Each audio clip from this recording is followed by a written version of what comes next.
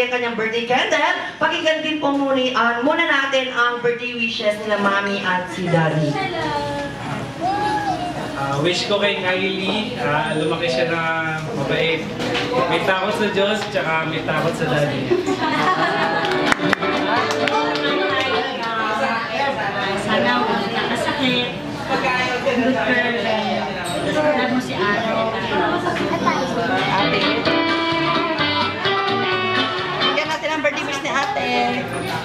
Sana maging stay